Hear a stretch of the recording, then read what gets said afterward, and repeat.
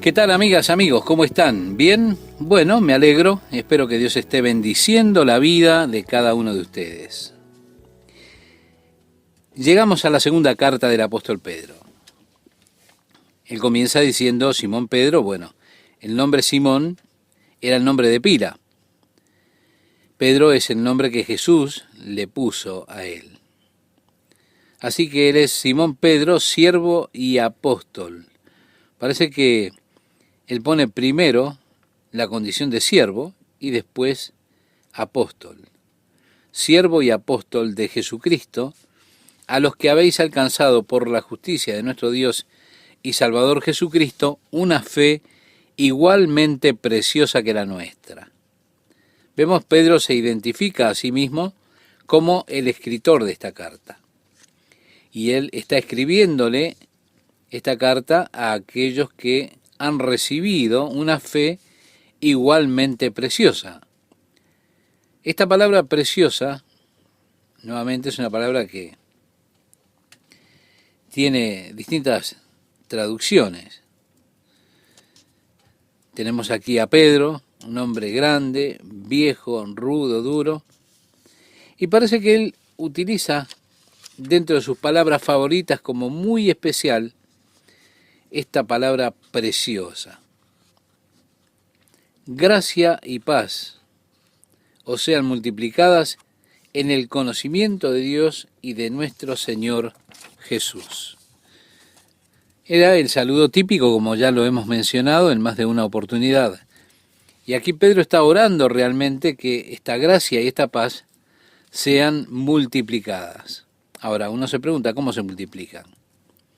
Cuanto más usted conoce a Dios, cuanto más conozca a Jesucristo, cuanto más usted experimente la vida de Dios, cuanto más sea bendecido por esta gracia de Dios, como resultado ha de experimentar la paz de Dios. Gracia y paz sean multiplicadas. Se pregunta uno, ¿cómo? Por medio del conocimiento de Dios y de Jesucristo. Es que Dios está tan lleno y es tan lleno de gracia para impartirla a nosotros. Él necesita darnos esa gracia, llenarnos con su gracia, y nosotros necesitamos conocerlo a Él para poder conocer esa gracia que Él tiene para nosotros. Por eso, gracia y paz os sean multiplicadas en el conocimiento de Dios y de nuestro Señor Jesús. Luego dice, como todas las cosas que pertenecen a la vida y a la piedad, nos han sido dadas por su divino poder, mediante el conocimiento de aquel que nos llamó por su gloria y excelencia. Déjeme decirle que Dios nos ha dado todo lo que necesitamos para que vivamos una vida cristiana exitosa. Es que Dios realmente ya no tiene nada más que hacer por nosotros. No tiene que hacer ninguna obra extra. Él nos ha dado todo lo que pertenece a una vida espiritual, una vida de bondad, a esa abundancia de vida que viene a nosotros nuevamente por medio del conocimiento de Dios. Por eso digo, qué importante es que usted llegue a conocer a Dios. Ahora, ¿cómo puede usted conocer a Dios? Es una buena pregunta. Hay solo un recurso por el cual usted puede obtener un verdadero entendimiento de Dios. Y se trata de conocer la Biblia. Su conocimiento de Dios tiene que venir por medio de la revelación de Dios, esa revelación que Él hizo de sí mismo. Mire, si yo desarrollo lo que yo siento que Dios debería hacer, entonces yo pienso de mí mismo en una forma ideal, un proyecto de Dios. Pero todo lo que pueda pensar se queda extremadamente corto. Así que yo no puedo aceptar el entendimiento o revelación de Dios por parte del hombre. Todo eso está centrado en la propia personalidad del hombre, sus ideales y sus limitaciones. Es importante que mi entendimiento y revelación de Dios provengan de Dios mismo, de su revelación de sí mismo. Y por supuesto la revelación más completa la tenemos en Jesucristo. Así cuando estudiábamos el libro de Hebreos, al comienzo, este libro dice: Dios, habiendo hablado muchas veces y de muchas maneras en otro tiempo a los padres por los profetas, en estos postreros días nos ha hablado por el Hijo. Es decir, por medio de Jesucristo llegamos al entendimiento, al conocimiento de Dios. Y cuando llegamos a ese conocimiento y a ese entendimiento de Dios, crecemos en gracia. Cuando llegamos al conocimiento y entendimiento de Dios, encontramos que Dios nos ha dado todo lo que necesitamos para esta vida, para una vida de santidad. Él nos ha llamado por su gloria y excelencia, por medio de las cuales nos ha dado preciosas y grandísimas promesas, para que por ellas llegaseis a ser participantes de la naturaleza divina. Otra vez, vemos que la palabra de Dios nos lleva al conocimiento de Dios. La palabra de Dios nos ayuda a participar de la naturaleza divina. La semilla que me llevó a la vida espiritual, por la cual fui concebido como nueva criatura espiritualmente, esa semilla fue la palabra de Dios. Así decía el Señor Jesús en el Evangelio de Lucas capítulo 8, verso 11. La semilla es la palabra de Dios. Es la que trae vida espiritual. En la palabra de Dios hay abundante riqueza y preciosas promesas, y esto lleva a una conformidad con la naturaleza divina. Necesitamos hacer un estudio minucioso, completo, de la palabra de Dios. Ella siempre puede darnos algo más. Lo asombroso que he descubierto acerca de este libro es que cada vez que lo leo hay algo nuevo, hay algo fresco que ministra mi espíritu. Nunca se pasa de moda. Yo nunca pienso, esto ya lo leí antes, como haría con cualquier otro libro. Eso ya lo sé. Porque al leerlo en oración, detenidamente, encuentro que el Espíritu abre una nueva perspectiva de esa verdad que nunca antes había descubierto. Es un libro que está continuamente desplegando su belleza a mi corazón cada vez que lo leo.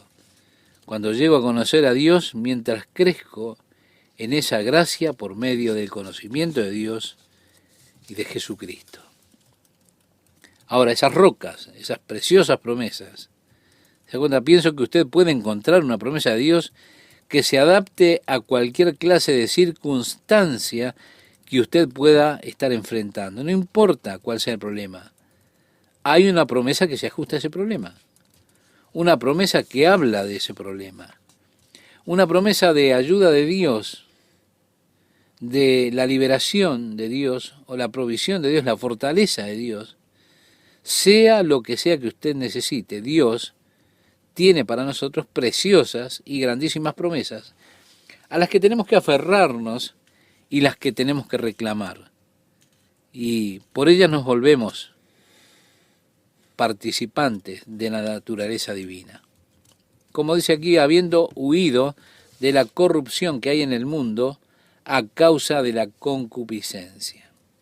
Está la fuente de corrupción del mundo, que es esa. Vivimos en un mundo que está realmente arruinado, corrompido. ¿Y qué hay en el corazón de la corrupción? La concupiscencia del hombre, la avaricia.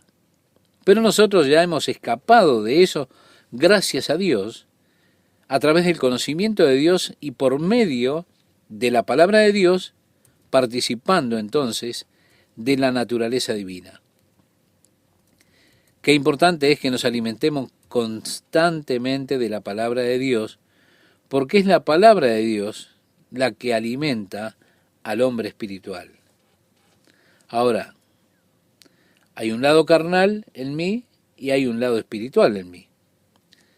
Siempre me cuido de alimentar mi lado carnal, porque la carne hace su demanda. A eso de las 5:30 de la tarde, más o menos, la parte carnal comienza a demandar. Y así, entonces yo me ocupo de eso. Y me preocupo de que sea alimentado. Veo de tener una dieta bien balanceada. Bueno, si tomamos el mismo cuidado en alimentar nuestro hombre espiritual, como lo hacemos con el hombre físico, seremos espiritualmente muy fuertes. Si nos aseguramos de tener una dieta espiritual bien balanceada, tendremos esa fortaleza. Pero mire usted, muchas veces llegamos a ese libro donde yo realmente digo, bueno, voy a leer un salmo esta noche porque los salmos son cortos. Y así calmo mi conciencia y digo, hoy leí la palabra de Dios. Sí, la leí, pero no me alimenté de la palabra. Es importante que ahondemos en la palabra, que tengamos una dieta bien balanceada. Eso nos lleva al conocimiento de Dios. Nos lleva a participar de la naturaleza divina. Dice luego, vosotros también poniendo toda diligencia por esto mismo, añadid a vuestra fe virtud. Déjeme decirle que la palabra virtud significa uno que permanece en contra de la oposición, uno que no huye de la batalla. Eso es lo que refiere la palabra virtud. Y así dice, a la virtud, añadida a vuestra fe virtud, a la virtud conocimiento, al conocimiento dominio propio, al dominio propio paciencia, a la paciencia piedad, a la piedad afecto fraternal y al afecto fraternal amor. Ahora, si estos fueran escalones de una escalera por la cual usted está subiendo, ¿en qué escalón estaría usted parado actualmente?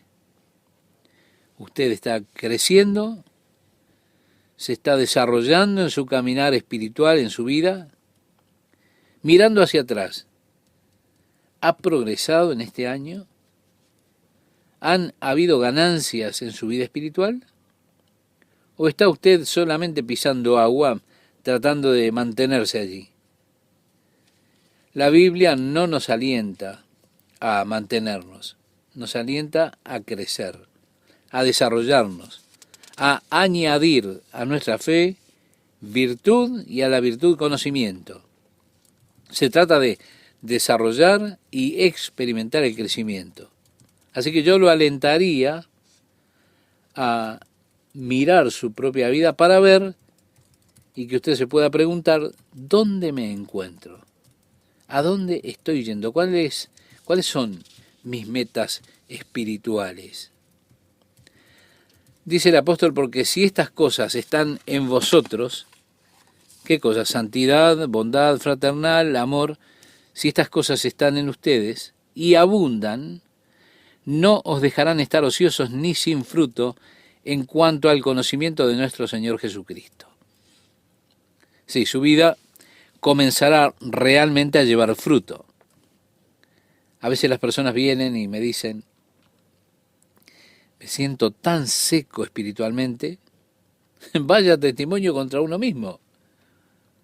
Eso dice que usted no ha estado creciendo, no ha sido diligente, añadiendo a su fe virtud y a su virtud conocimiento y al conocimiento dominio propio y todo lo demás.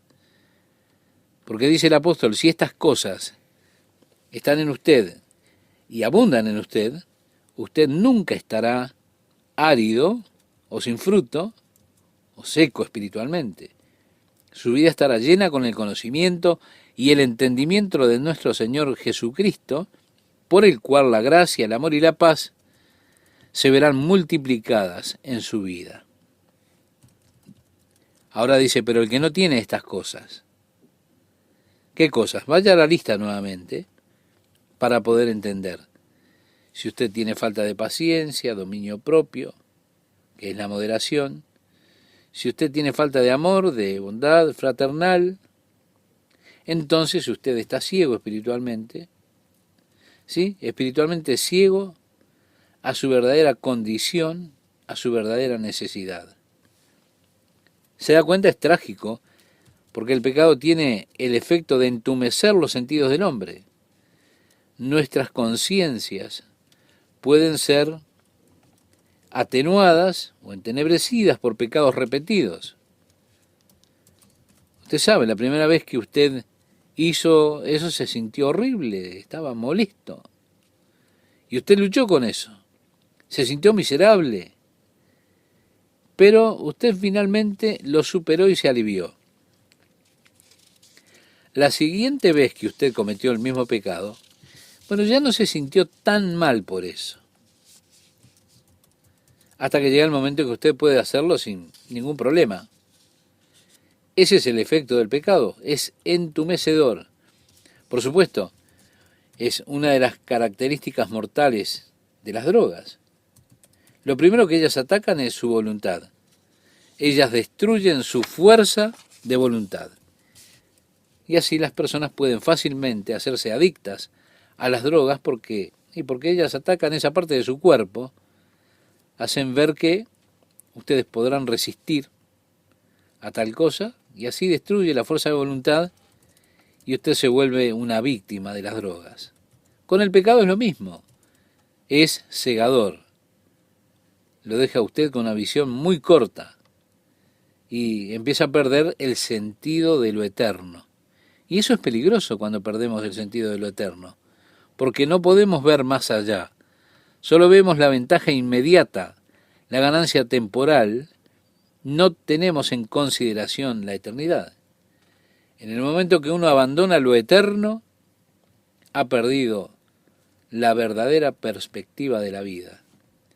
Ha perdido el sentido del buen juicio y usted entonces está propenso para hacer cosas necias. ¿Por qué? Porque usted no tiene en vista la eternidad.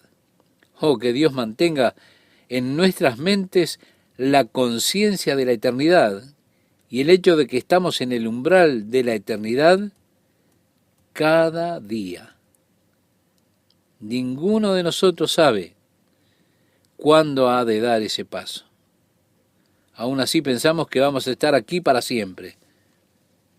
Pero, ¿cuántos hay como aquel hombre rico del cual Jesús habló en el Evangelio de Lucas capítulo 12?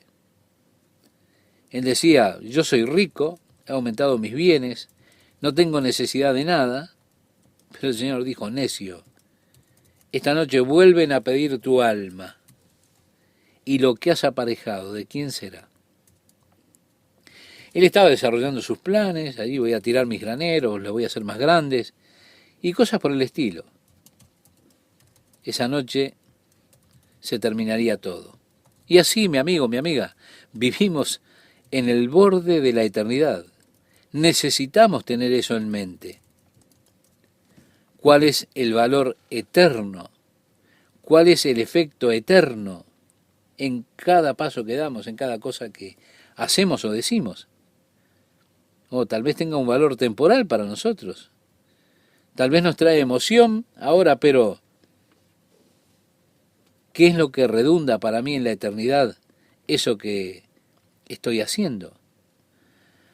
Pareciera ser lo apropiado o algo emocionante para hacerlo ahora, pero ¿qué pasará en la eternidad con eso que ahora estoy realizando?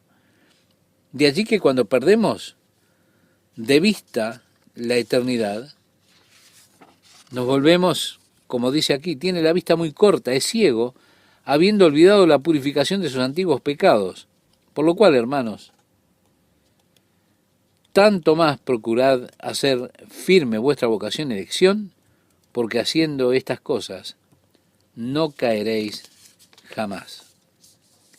Porque de esta manera os será otorgada amplia y generosa entrada en el reino eterno de nuestro Señor y Salvador Jesucristo. Sí, siempre están aquellos que cuestionan la seguridad del creyente. Y sí, el creyente es seguro.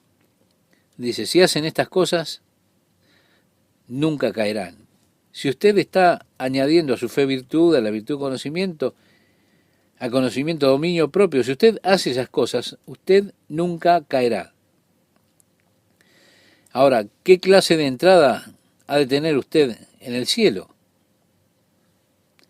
¿Habrá apenas un chirrido? Y había una canción que yo odiaba, si yo solo pudiera lograrlo. Y yo pensaba que era reflexivo de la actitud de muchas personas, ¿se da cuenta?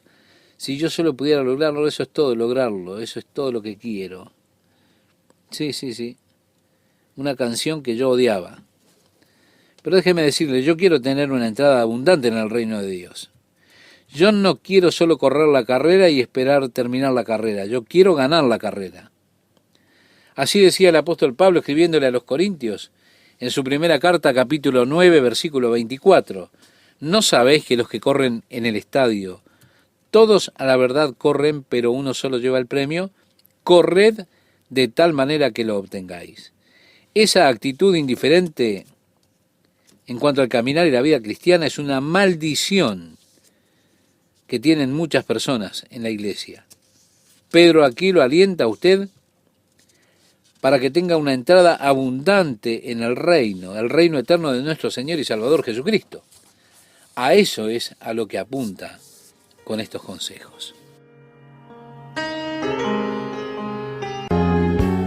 ¿Cómo están, amigas, amigos? Qué gusto estar con ustedes otra vez. Qué gusto compartir una vez más estos estudios juntos en la presencia de Dios con la palabra de Dios. Este versículo que mencionaba Esteban dice: por esto yo no dejaré de recordaros siempre estas cosas, aunque vosotros las sepáis y estéis confirmados en la verdad presente. Bien, yo sé que ustedes saben estas cosas, dice Pedro aquí, pero déjenme recordárselas otra vez. Hay cosas que nosotros como cristianos parece que necesitamos que nos recuerden constantemente, cosas referidas a ciertas áreas de nuestra vida. Es fácil despreocuparse, volverse indiferente, y así hay áreas donde necesitamos constantemente que nos exhorten, necesitamos esos recordatorios constantes. Pedro dice: yo no dejaré de recordaros siempre estas cosas, aunque vosotros las sepáis. Después dice: pues tengo por justo, en tanto que estoy en este cuerpo, el despertaros con amonestación, sabiendo que en breve debo abandonar el cuerpo como nuestro Señor Jesucristo me ha declarado. Así que Pedro ahora se refiere a su cuerpo como una tienda, o lo que es en la escritura del Nuevo Testamento. Mientras estamos en esta tienda, o sea, en este cuerpo, y creo que esto es necesario que sea recordado. Seré removido de este cuerpo muy pronto, porque el Señor me lo ha mostrado, así que les voy a recordar estas cosas. El propósito de la carta era escribir estas cosas importantes para que ellos continuamente las pudieran recordar, aún después que Él ya no esté entre ellos, que aún así puedan tener memoria, el recordatorio de estas cosas cuando lean la carta. Y a mí me gusta mucho la idea de pensar de el apóstol Pedro y del apóstol Pablo, pensar en este cuerpo como en una tienda, porque una tienda no se piensa para vivir permanentemente allí, es algo temporal, es algo que se debe mover. Bueno, sirve para un par de semanas de vacaciones, pero vivir en una tienda es cansador. Realmente después de estar allí es bueno estar de regreso a casa, con las comodidades de la casa, ¿verdad? Bien, se nos dice que cuando esta tienda desaparezca, tenemos un edificio, una casa no hecha de manos, eterna en los cielos. Así le decía el apóstol Pablo a los Corintios, en su segunda carta, capítulo 5, versículo 1. Ahora Pedro dice: yo me voy a mudar de mi tienda muy pronto, como el Señor me lo ha declarado. Y entonces agrega también: yo procuraré con diligencia que después de mi partida vosotros podáis en todo momento tener memoria de estas cosas, porque no os hemos dado a conocer el poder y la venida de nuestro Señor Jesucristo siguiendo fábulas artificiosas, sino como habiendo visto con nuestros propios ojos su majestad. Y yo creo que al menos debemos considerar la posibilidad que estas eran fábulas ideadas astutamente. Sí, estas personas conspiraban juntas, sentándose, desarrollando una historia, ensayando esa historia y después esparcían la historia por todos lados. Porque en el momento en que usted toma esto en consideración, se pone a estudiar, ve qué ridículo que es. Usted puede ver que no puede ser una fábula ideada astutamente, porque muchas personas la examinan, la estudian a fondo, que si allí hubiera una fábula ideada astutamente, estarían los desperfectos que hubieran sido descubiertos y todo se hubiera descartado hace mucho tiempo. Mire usted, no hay ninguna piedra en toda esta historia que no haya sido examinada cuidadosamente. Se ha estudiado cada aspecto de ella. La historia bíblica, si fuera una fábula ideada, entonces usted no podría explicar su poder para cambiar la vida de los hombres de manera tan dramática. El poder del Evangelio es tremendo. Y vemos testimonios del poder del Evangelio alrededor nuestro, en aquellas vidas que son realmente transformadas. Una fábula ideada astutamente no lo puede hacer. Pedro dice, sino como habiendo visto con nuestros propios ojos su majestad. Y luego dice, pues cuando él recibió de Dios Padre honra y gloria, le fue enviada desde la magnífica gloria una voz que decía, este es mi Hijo amado en el cual tengo complacencia. Y nosotros oímos esta voz enviada del cielo cuando estábamos con él en el Monte Santo. Pedro, junto a Santiago y Juan, fueron llevados a un monte por Jesús, y allí Jesús se transfiguró delante de ellos. Ellos lo vieron a él en su gloria transfigurada con Moisés y Elías que aparecieron hablando con él.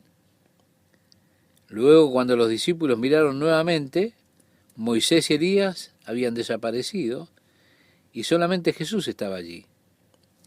Y dice el Evangelio de Mateo en el capítulo 17, verso 5, que luego vino una voz del cielo que decía, este es mi Hijo amado, a él oíd.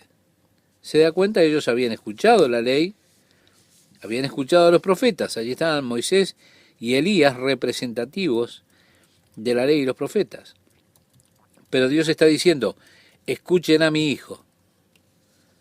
Dios que en otro tiempo habló a nuestros padres de diversas maneras, por los profetas, dice el libro de Hebreos en el capítulo 1, verso 1, en estos postreros días nos ha hablado por su Hijo.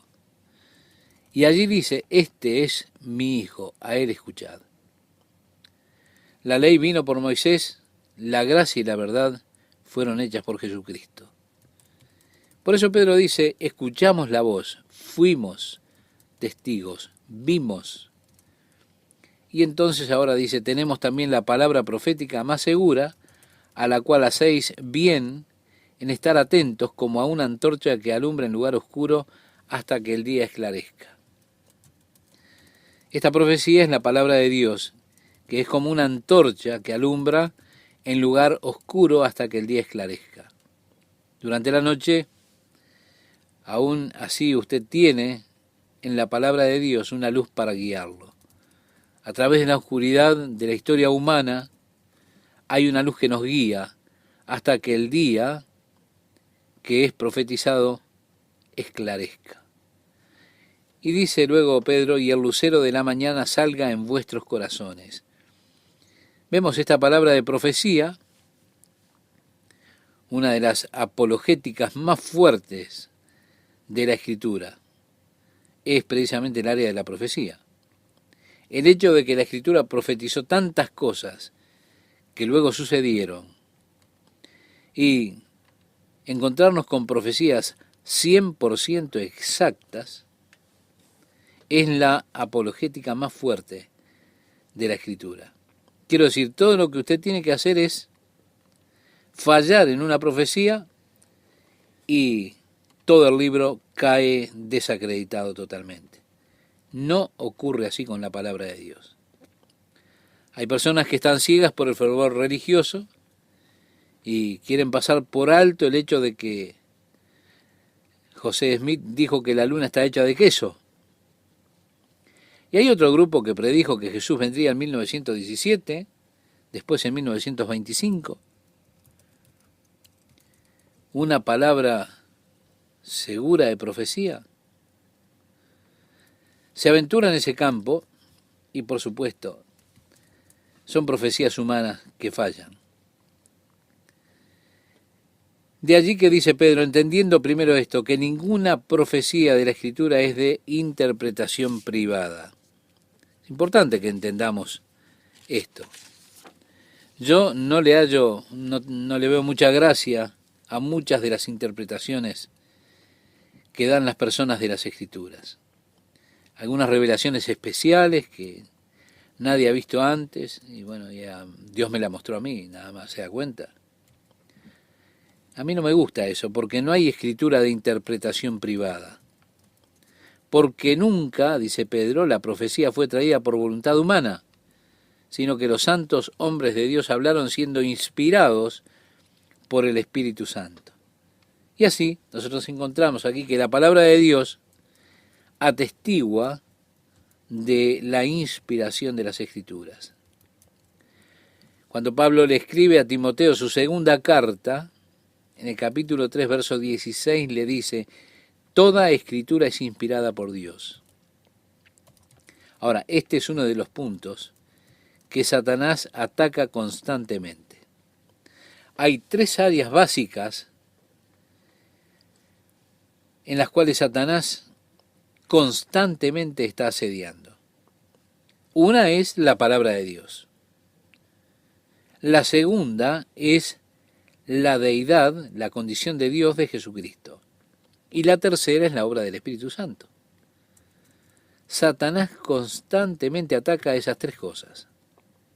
Desde el comienzo, la palabra de Dios viene y le dice a Eva, ¿con que Dios os ha dicho?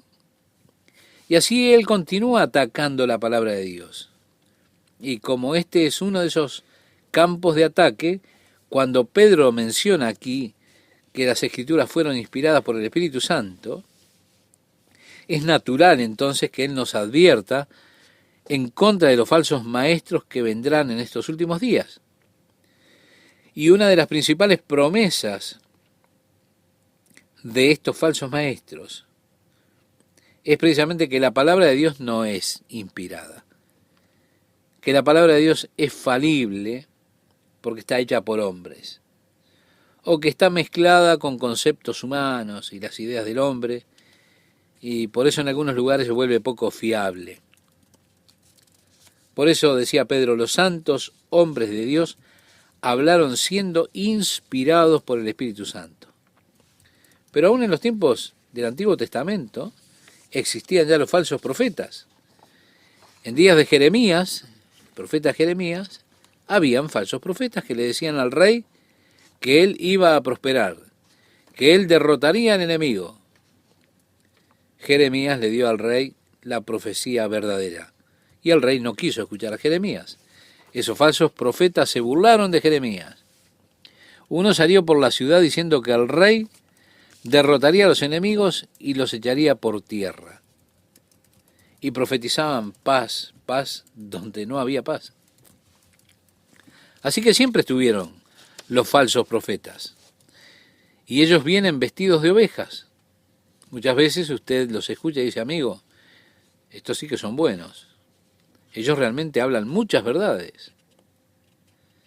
Por eso es que ellos son capaces de engañar. Si un falso profeta viene y dice cosas falsas, no engañaría a nadie. Pero generalmente lo que ellos dicen, un 95% es verdadero. Y de esa manera seducen a las personas, los engañan porque la mayoría de lo que ellos dicen es verdad. Pero luego comienzan a intercalar pequeñas cosas del área de la falsedad. Dice Pedro, pero hubo también falsos profetas entre el pueblo, como habrá entre vosotros falsos maestros, que introducirán encubiertamente herejías destructoras, y aún negarán al Señor que los rescató, atrayendo sobre sí mismos destrucción repentina. Falsos profetas que incluso negarán al Señor. Están aquellos que claman ser ministros y llenan los púlpitos negando la deidad de Jesucristo, como dice Pedro, y aún negarán al Señor que los rescató. Queriendo poner al Señor en la categoría de un maestro, un gran profeta, un gran hombre, pero negando la deidad del Señor que los rescató. Y muchos seguirán sus disoluciones, por causa de los cuales el camino de la verdad será blasfemado. Es desconsolador que donde hay un anticristo, una legislación antidios o lo que fuera aparece, los periódicos hacen entrevistas a esos ministros para obtener su opinión del caso y ellos siempre encuentran algún ministro unitario o de otra secta tomando una posición antidios o anticristo. Y a ellos son los que utilizan para hacerlo parecer, ¿se da cuenta? Los ministros también están a favor de esa legislación depravada. Buscan esos ministros que aprueban la pornografía, el aborto, porque usted conoce algún reverendo que dijo que él pensaba que era saludable y todo lo demás, entonces las personas pueden hacer eso. Dios se encargará de ellos. Es lo que puedo decirle.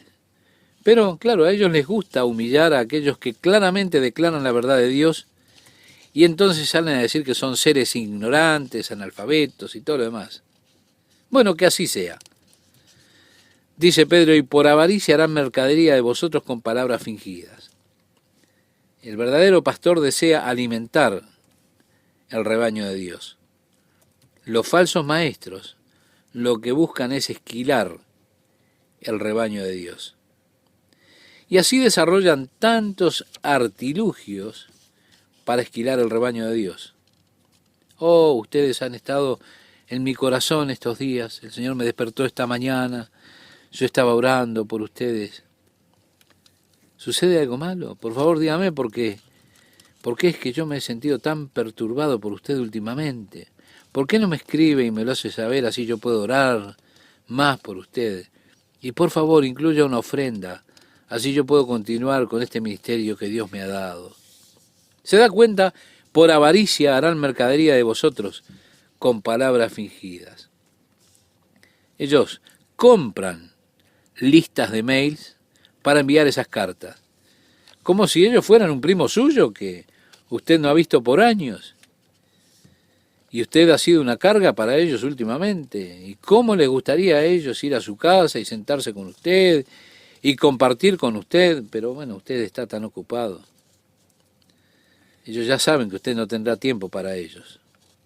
Y yo no sé si voy a conseguir pasar al capítulo 2.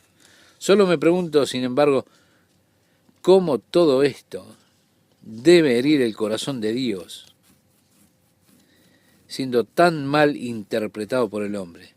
A mí esto me molesta mucho.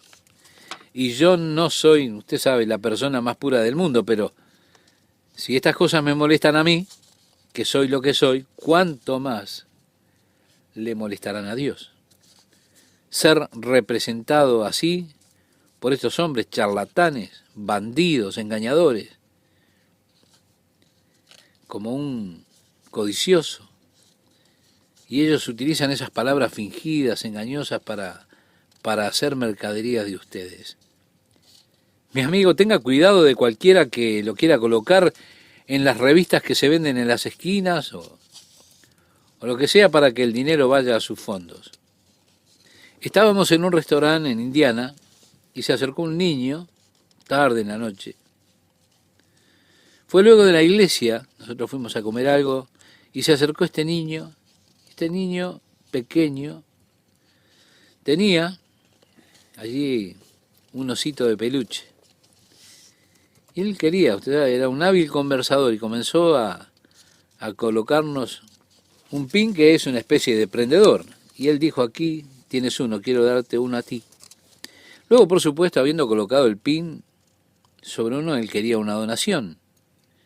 Entonces yo le dije, ¿para quién es esto? Y era algo para la juventud, misiones juveniles en la ciudad. Y yo le dije, ¿estás relacionado con el ministerio de fulano? No, no, no, no. Yo le dije, ¿estás seguro que no estás relacionado con este personaje que evadió impuestos, tantos impuestos aquí? Continuamos conversando y muy pronto mostró que sí estaba relacionado. ¿Se da cuenta? Era solo un mentiroso.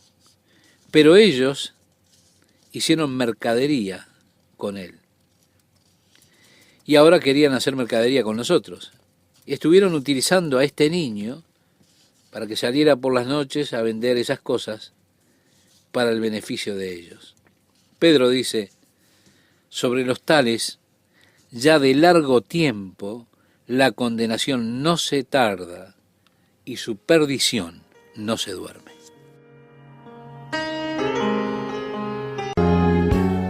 Otra vez estamos con ustedes, amigas y amigos, compartiendo este fascinante estudio de la palabra de Dios. Encontramos que la palabra de Dios atestigua la inspiración de las Escrituras. El apóstol Pablo le escribía a Timoteo en su segunda carta, en el capítulo 3 y versículo 16, toda Escritura es inspirada por Dios. Bien, este es uno de esos puntos que Satanás está atacando permanentemente. Lo segundo que ataca es la deidad de Jesucristo, es decir, su condición de Dios. Y a lo tercero que apunta en su ataque es la palabra inspirada por el Espíritu Santo. Sí, Satanás está permanentemente atacando estas tres cosas, estos tres blancos. La palabra de Dios, podemos leer que Dios habló con Adán, y allí aparece en el Génesis, en el primer capítulo, cuestionando Satanás con que Dios os ha dicho. Mi amigo oyente, él continúa atacando la palabra de Dios, como que este es uno de los campos predilectos de su ataque. Y vemos que Pedro aquí menciona que las Escrituras fueron inspiradas por el Espíritu Santo. Resulta natural que nos advierta contra los falsos maestros que surgirían en estos últimos días. Una de las principales promesas que hacen estos falsos maestros se refiere a que la palabra de Dios no es inspirada. Ellos dicen que es palabra falible porque es palabra de hombres, o que está tan mezclada con los conceptos del hombre y las ideas del hombre que en algunos lugares se vuelve poco fiable la Escritura. Así que los santos hombres de Dios, decía Pedro, hablaron siendo inspirados por el Espíritu Santo. Aún en los tiempos del Antiguo Testamento habían falsos profetas. Sí, mi amigo, los falsos profetas siempre estuvieron presentes. Ellos aparecen vestidos como si fueran ovejas del rebaño del Señor. Muchas veces usted los escucha y termina diciendo, pero mi amigo, estos son verdaderos. Ellos realmente hablan verdades. Ellos son capaces de engañar.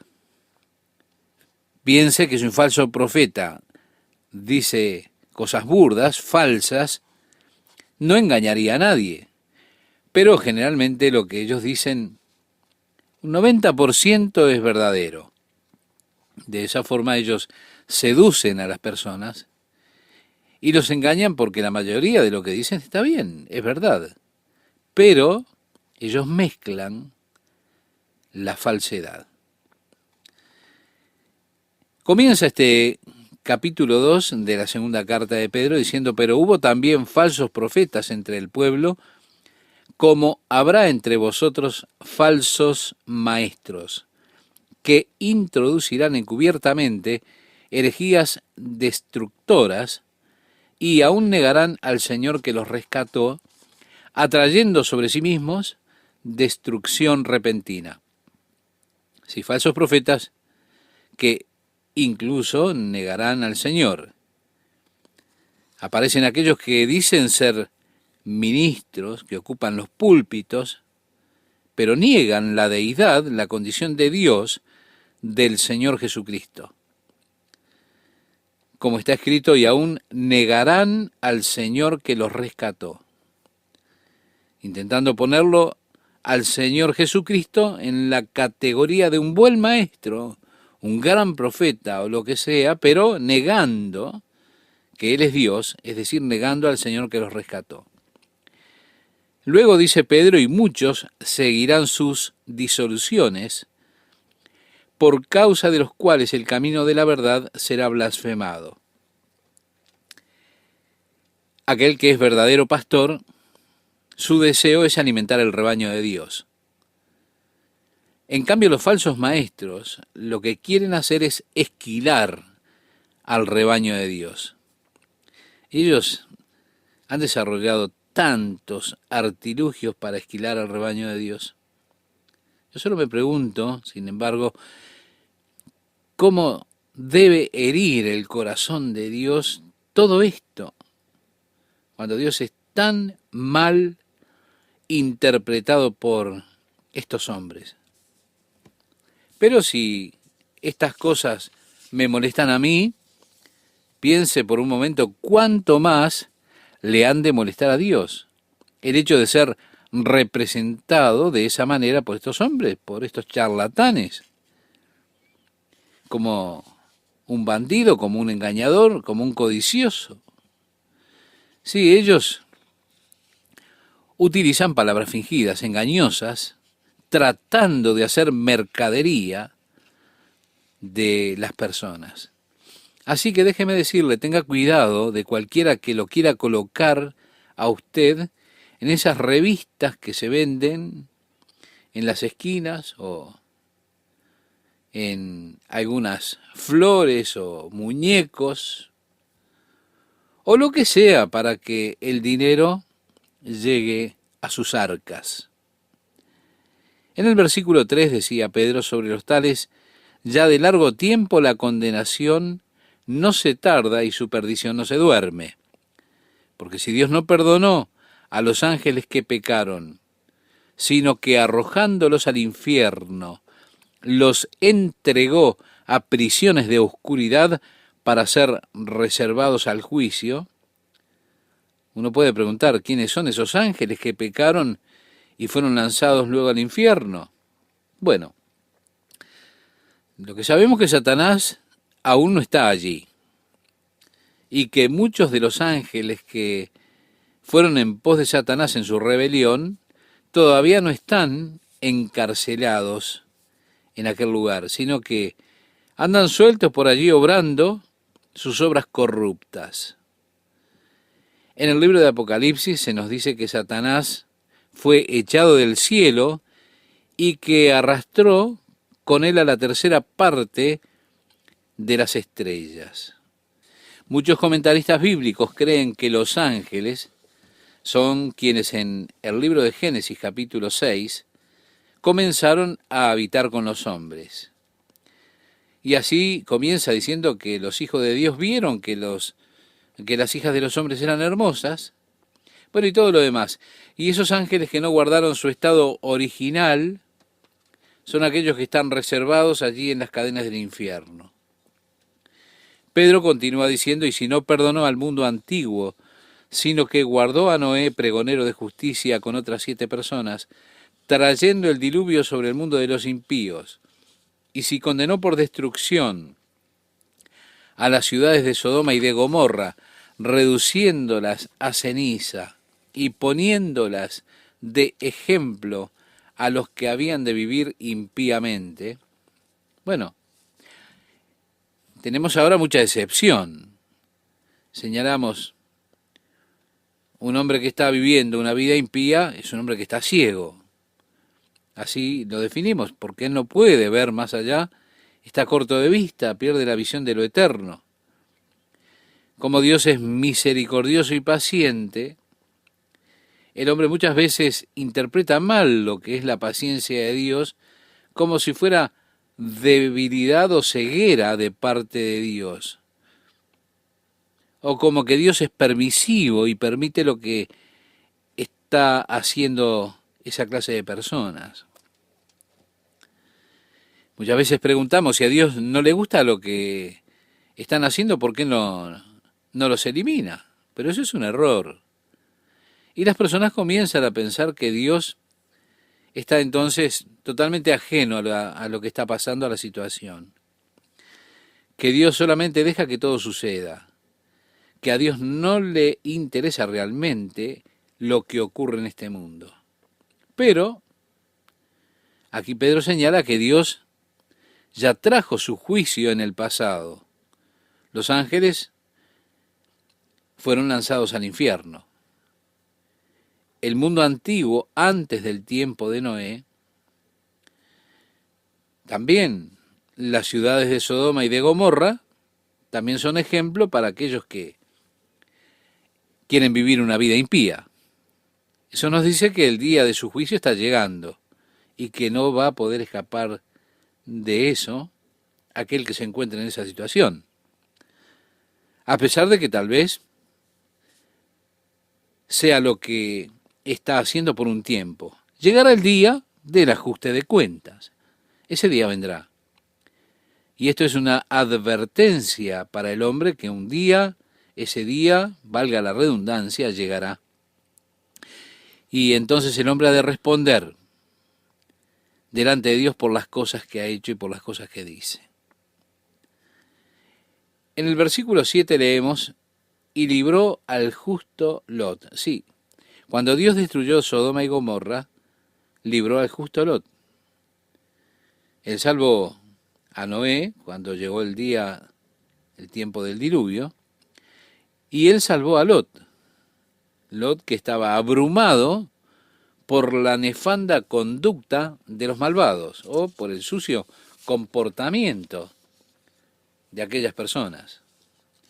Y agrega Pedro, porque este justo que moraba entre ellos afligía cada día su alma justa, viendo y oyendo los hechos inicuos de ellos.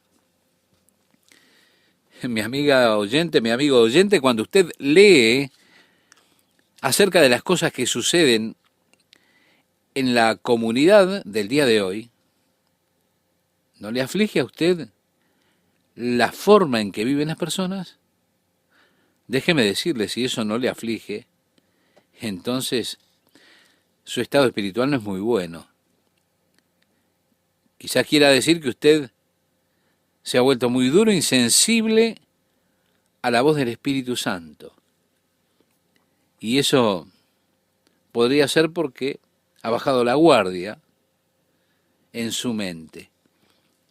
Es trágico, resulta trágico que en muchos hogares cristianos esté entrando tanta basura por medio de la televisión, por medio del cable, o cosas por el estilo. Y así está entrando, quizá en su hogar, también toda clase de basura, basura por la cual su mente se llena de ella. Y entonces dejamos de afligirnos por el modo en que viven las personas a nuestro alrededor. Es como que nos volvemos tolerantes al mal que hay en nuestra sociedad en lugar de afligirnos, siendo movidos solos por el mal que está a nuestro alrededor. O que Dios nos ayude y que Dios nos lleve a una mayor pureza. Me pregunto, ¿cuántos de ustedes han visto una película no muy buena en el último mes? Sería para preguntarse, ¿qué contaminación estoy sembrando en mi mente? ¿No se da cuenta que Dios no es engañado? Así decía el apóstol Pablo escribiéndole a los Gálatas en el capítulo 6 de su carta, el verso 7. No os engañéis, Dios no puede ser burlado, todo lo que el hombre sembrare, eso también cosechará. Y si usted siembra para la carne, usted va a cosechar corrupción. Usted no ha de escapar de eso, porque Dios no puede ser burlado. Hay una ley de la naturaleza, y esa ley nadie la puede quebrantar, es la de la siembra y la cosecha. Si usted siembra esa clase de cosas en su mente, un día usted lo ha de cosechar en su vida, y no podrá escapar de eso. Lot estaba afligido por la forma en que aquellas personas vivían. Estaba afligido cuando veía esos hechos ilícitos. Pero Dios lo libró antes que llegara el juicio, porque como dice Pedro en el versículo 9 de este capítulo que estamos considerando, sabe el Señor librar de tentación a los piadosos y reservar a los injustos para ser castigados en el día del juicio. Déjeme decirle, el día del juicio de Dios llegará pronto. Aquellos que estén caminando con el Señor,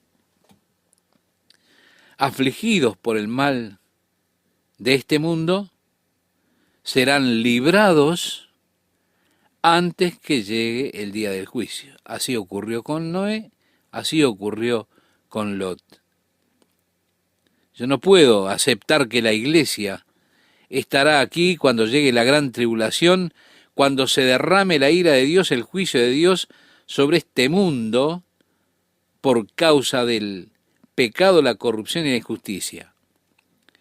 Cuando Dios castigue al mundo por su injusticia, no puedo aceptar el hecho que algunos consideran que la iglesia de Dios estará aquí. No, no lo puedo creer, porque el Señor sabe cómo librar al justo. Toda la historia de Lot la tenemos en el libro de Génesis, cuando el Señor iba a destruir a Sodoma, Gomorra y las ciudades comarcanas. Los ángeles se detuvieron en su visita a Abraham. Abraham argumentó, ¿no será justo el Señor de la tierra? Y toda la premisa del argumento tiene que ver que cuando llegue el juicio de Dios, Dios no ha de castigar al justo con el malvado. De esa manera, cuando llegue el juicio de Dios a este mundo, así como obró Dios con Lot, sacándolo de Sodoma y Gomorra, Él ha de quitar a sus hijos de esta tierra antes que llegue la gran tribulación. Porque sabe el Señor librar de tentación a los piadosos y reservar a los injustos para ser castigados en el día del juicio. Agrega Pedro, y mayormente a aquellos que siguiendo la carne andan en concupiscencia e inmundicia y desprecian el señorío, atrevidos y contumaces, no temen decir mal de las potestades superiores, mientras que los ángeles que son mayores en fuerza y en potencia, no pronuncian juicio de maldición contra ellas delante del Señor. Pero estos, hablando mal de cosas que no entienden, como animales irracionales, nacidos para presa y destrucción, perecerán en su propia perdición. Los falsos maestros. Y lo que tiene Pedro para decir de ellos. Recibiendo el galardón de su injusticia, ya que tienen por delicia el gozar de deleites cada día.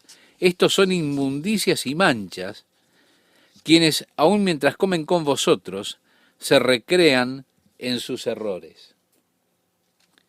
Tienen los ojos llenos de adulterio, no se sacian de pecar, seducen a las almas inconstantes, tienen el corazón habituado a la codicia y son hijos de maldición. Han dejado el camino recto y se han extraviado siguiendo el camino de Balaán, hijo de Beor, el cual amó el premio de la maldad y fue reprendido por su iniquidad. Pues una muda bestia de carga, hablando con voz de hombre, refrenó la locura del profeta. Déjeme decirle, aquí está hablando de los falsos maestros, y es tan descriptivo que realmente no tenemos que hacer ningún comentario, excepto tal vez lo que tiene que ver con el camino de Balaam, que utilizaba su propio don para beneficio personal. Él era codicioso de la recompensa que le ofrecía al rey Balac, y así prostituyó el don de Dios que le había dado a él amando el pago de esa injusticia. Luego dice Pedro, estos son fuentes sin aguas y nubes empujadas por la tormenta, para los cuales la más densa oscuridad está reservada para siempre. Pues hablando palabras infladas y vanas, seducen con concupiscencias de la carne y disoluciones a los que verdaderamente habían huido de los que viven en error. Les prometen libertad y son ellos mismos esclavos de corrupción, porque el que es vencido por alguno es hecho esclavo del que lo venció. Una escritura muy fuerte, ¿verdad? Porque el que es vencido por alguno. Si usted es vencido por un falso profeta, usted será un esclavo del que lo venció. Luego dice, ciertamente, si habiéndose ellos escapado de las contaminaciones del mundo por el conocimiento del Señor y Salvador Jesucristo, enredándose otra vez en ellas, son vencidos, su postrer estado viene a ser peor que el primero, porque mejor les hubiera sido no haber conocido el camino de la justicia, que después de haberlo conocido, volverse atrás del santo mandamiento que les fue dado. Sí, mi amigo, el conocimiento es responsabilidad. Una vez que usted llega a conocer la verdad, déjeme decirle, usted es responsable ante esa verdad. Realmente sería mejor no saber nada. Jesús en el Evangelio de Lucas, en el capítulo 12, habla acerca del siervo al que se le dio la posición de velar por los bienes de su señor, mientras su señor se iba a un país lejano, y como el amo no regresaba, el señor, o el siervo de ese señor, que lo estaba esperando, dijo, bueno, mi señor se tarda en venir. Y así comenzó a abusar de su posición, maltratando a los otros siervos, golpeándolo y todo lo demás. Pero un día el amo llegó a una hora que él no esperaba y dijo, átenlo y échenlo fuera y denle su porción con los incrédulos. Porque aquel que conoce la voluntad de Dios y no la hace, dijo Jesús, aquel siervo que conociendo la voluntad de su Señor no se preparó ni hizo conforme a su voluntad, recibirá muchos azotes. Mas el que sin conocerla hizo cosas dignas de azotes, será azotado poco.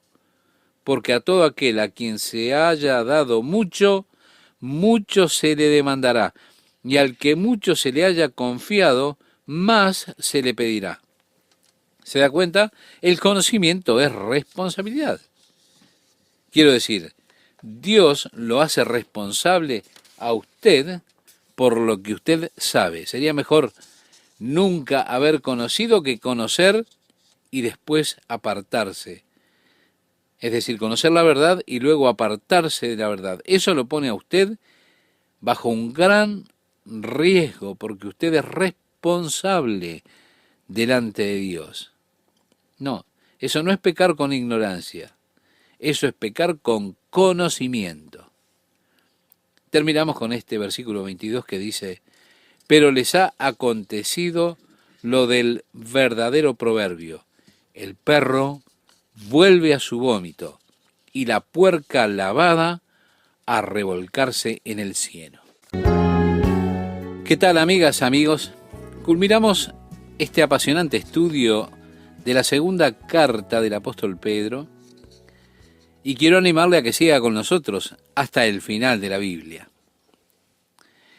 Aquí está hablándonos el apóstol acerca de los falsos maestros y él es tan descriptivo que realmente no haría falta comentar absolutamente nada y como decíamos en el programa anterior solamente en lo que tiene que ver con el camino de Balaam. Balaam utilizaba su propio don para beneficio personal. Era codicioso de la recompensa que le ofrecía Balac. Él prostituyó así el don que Dios le dio, amando el pago de la injusticia. Y así entonces, entramos ahora al versículo 17, donde leemos, estos son fuentes sin agua y nubes empujadas por la tormenta, para los cuales la más densa oscuridad está reservada para siempre, pues hablando palabras infladas y vanas, seducen con concupiscencias de la carne y disoluciones a los que verdaderamente habían huido de los que viven en error. Les prometen libertad, y son ellos mismos esclavos de corrupción, porque el que es vencido por alguno es hecho esclavo del que lo venció. Sí, es una palabra muy fuerte, esta que hemos leído. Si usted es vencido por un falso profeta, usted será un esclavo de él, porque el que es vencido por alguno es hecho esclavo del que lo venció.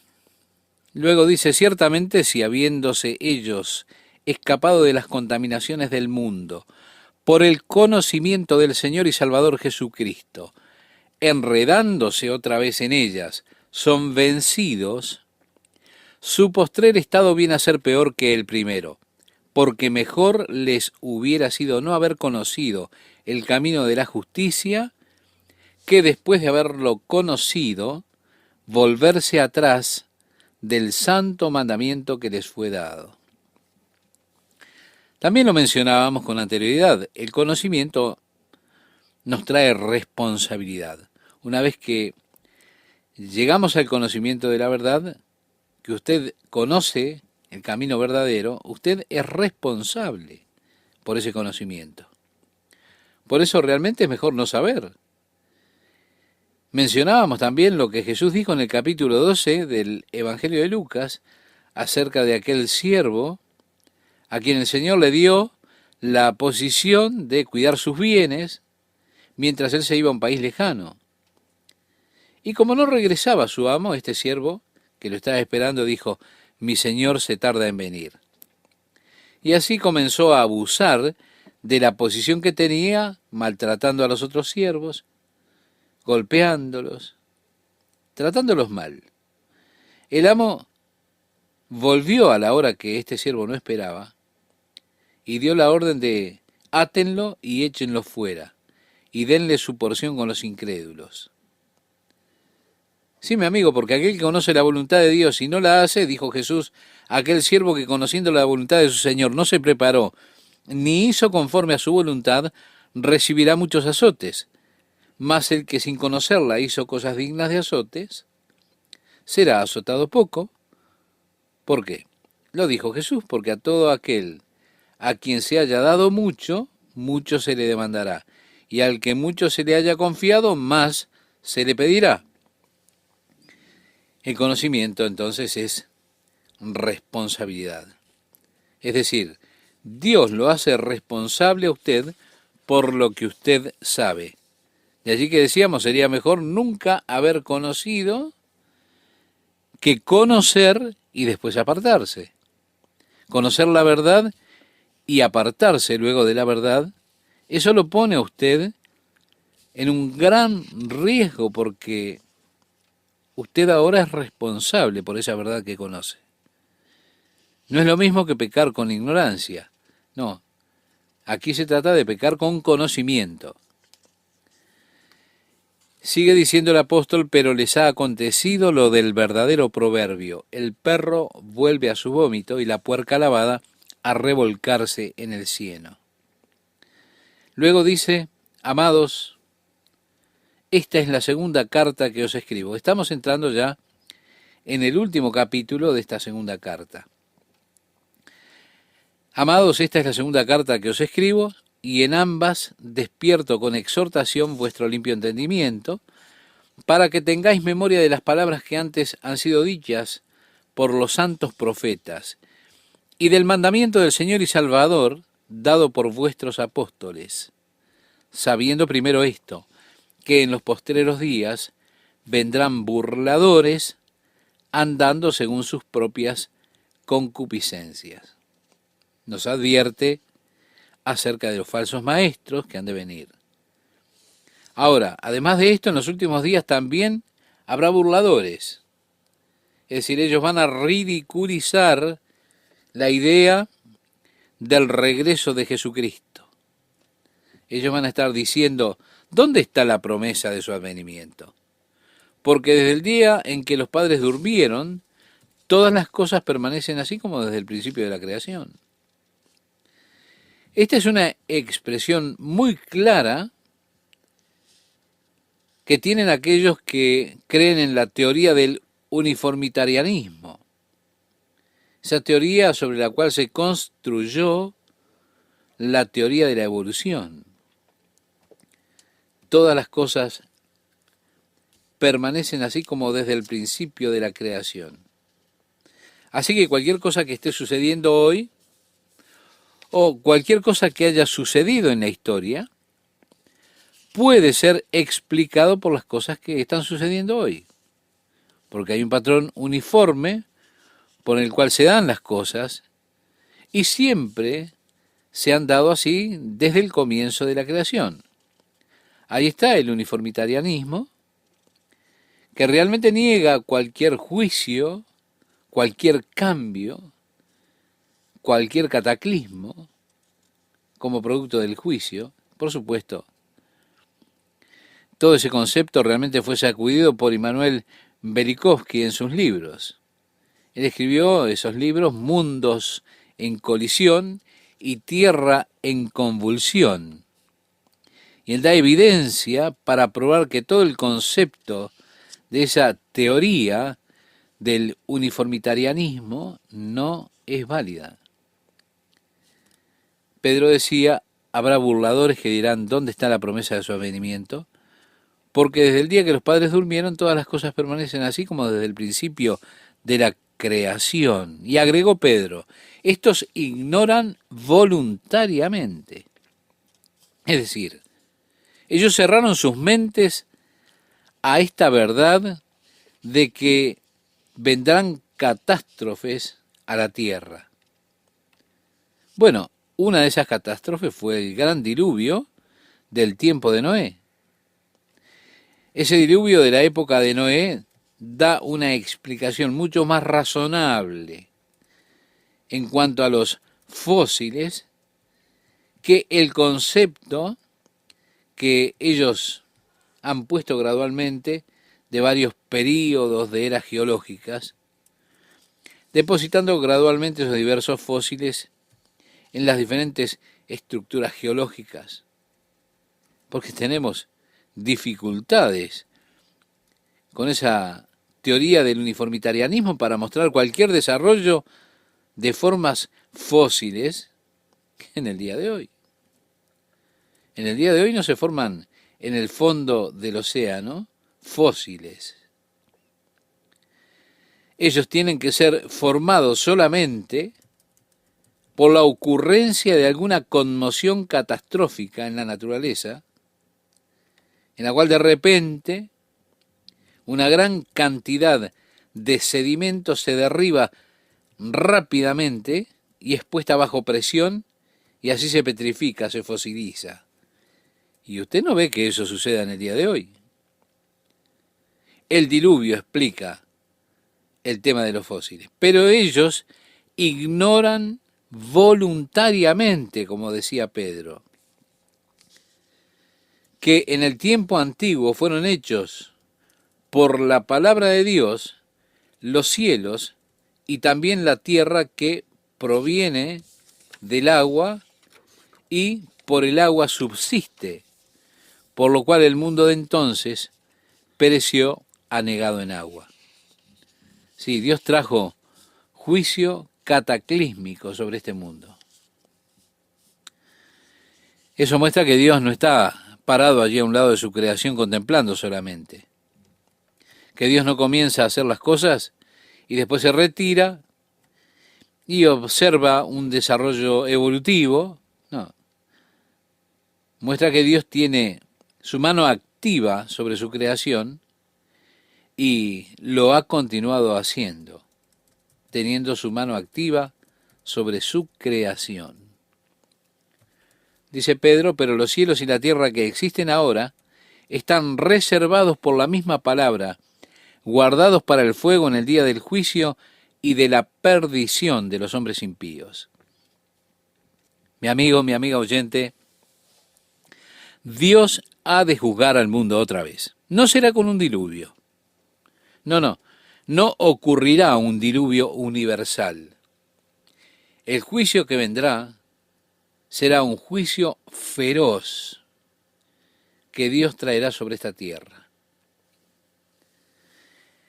Continúa diciendo Pedro: mas, oh amados, no ignoréis esto, que para con el Señor un día es como 1000 años y 1000 años como un día. En otras palabras, mi amigo, mi amiga, nosotros vivimos en el tiempo. Dios no, Dios vive fuera del tiempo. Dios está fuera de él. Un día para él es como 1000 años, 1000 años como un día. Esto hace muy interesante mirar lo que dice Oseas, cuando en su libro, en su carta, en el capítulo 6, versículos 1 y 2 escribe: venid y volvámonos a Jehová, porque él arrebató y nos curará, hirió y nos vendará, nos dará vida después de 2 días. Está haciendo referencia, porque él pertenece a la nación de Israel, precisamente a ella, a esa nación. Y esta es la voz del remanente que habrá en los últimos días, que dirá: venid y volvámonos a Jehová, porque él arrebató y nos curará, hirió y nos vendará, nos dará vida después de 2 días. Al tercer día nos resucitará y viviremos delante de él. Ahora piensen lo que hemos leído de Pedro. Un día es como 1000 años para el Señor.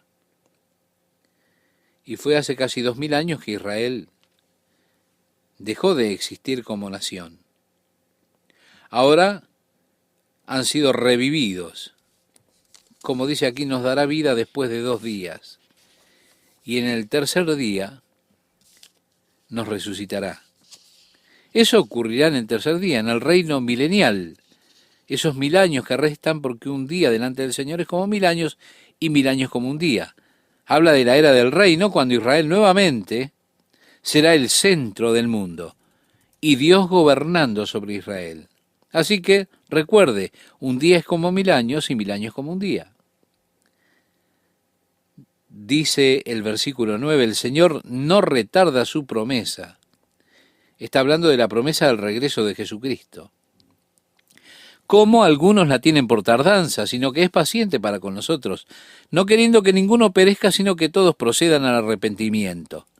Esa es la única razón por la que Dios no ha puesto en marcha ya el rapto de la iglesia y el juicio sobre este mundo. Es por su paciencia, por su compasión. Él no quiere que nadie perezca. Él quiere que todos procedan al arrepentimiento.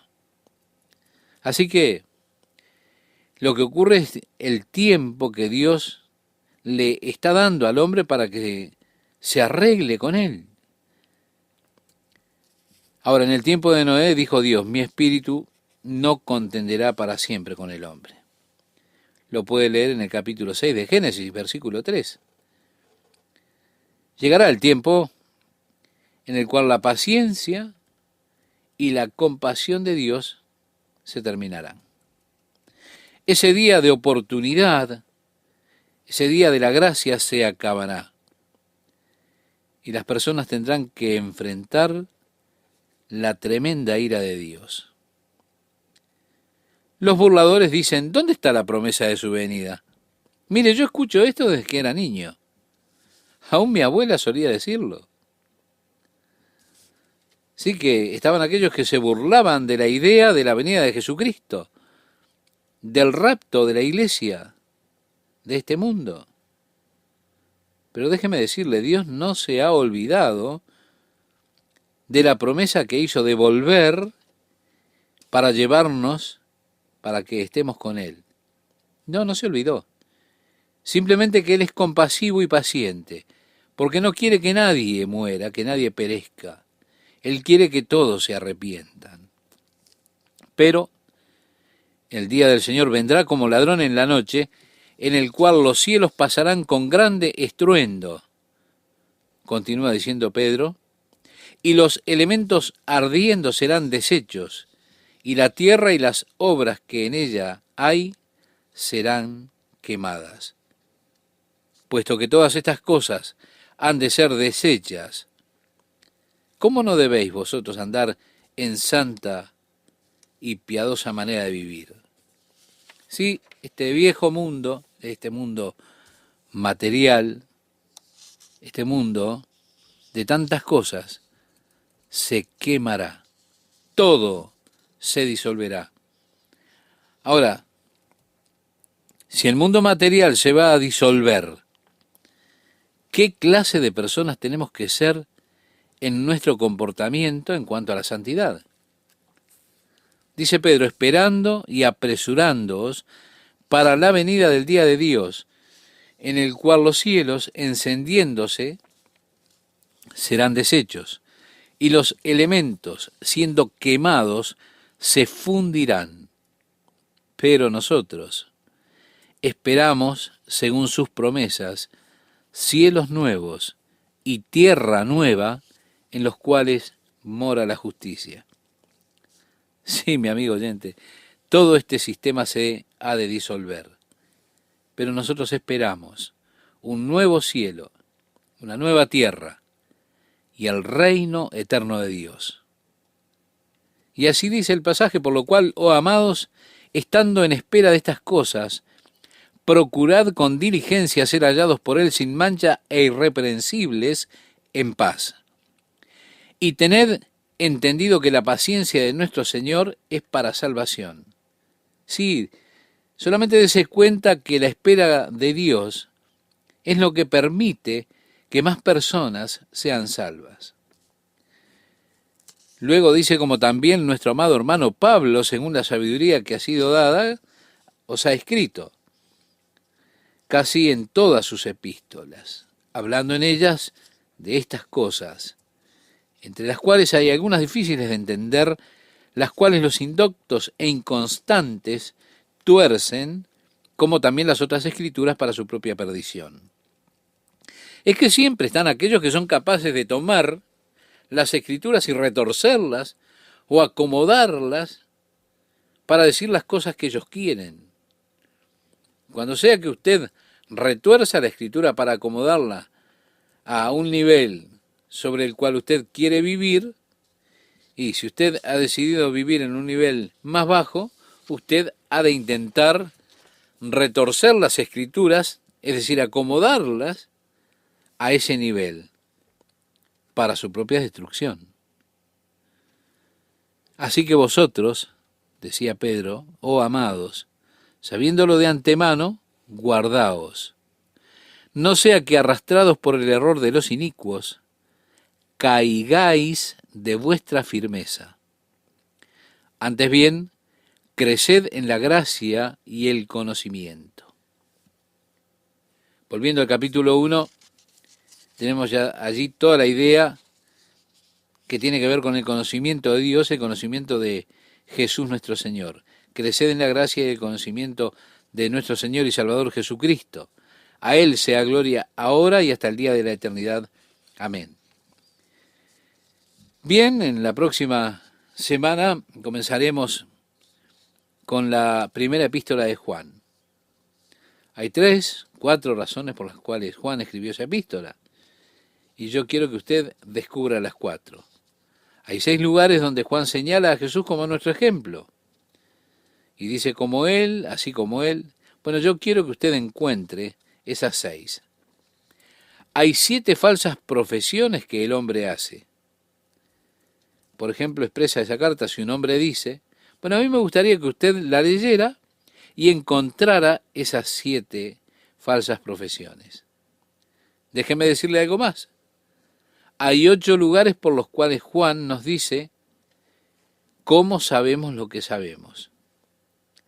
Y lo expresa de esta manera, por esto percibimos, por esto sabemos. Bueno, me gustaría que usted también encontrara esto. ¿Cómo es que usted sabe lo que sabe? Las falsas profesiones que el hombre hace, a Jesús nuestro ejemplo. Bien, y las razones por las que Juan escribió esta epístola. Así que le invito a que estudie cuidadosamente para tratar de encontrar todas estas cosas. Y espero que usted lea esa carta al menos unas 20 veces para encontrarlas. ¿Está bien? Haga todo lo que pueda. Las razones por las que Juan escribió esta carta sería bueno que usted la encontrara en la lectura.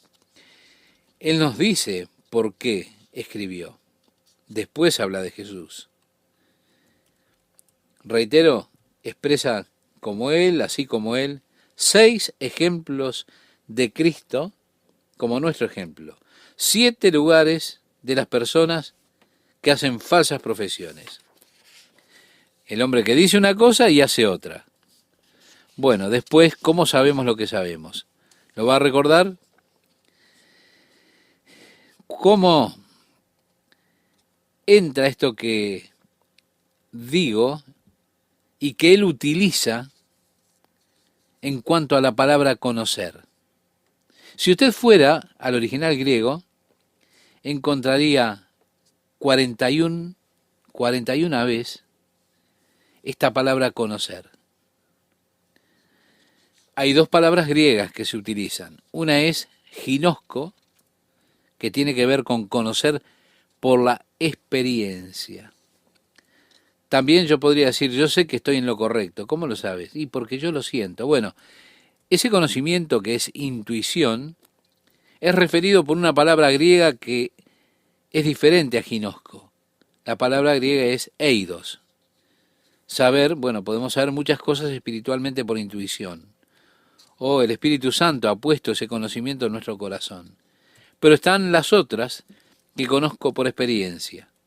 Y a eso se refiere la palabra ginosco. Usted encontrará, mi amigo oyente, que este estudio es realmente fascinante.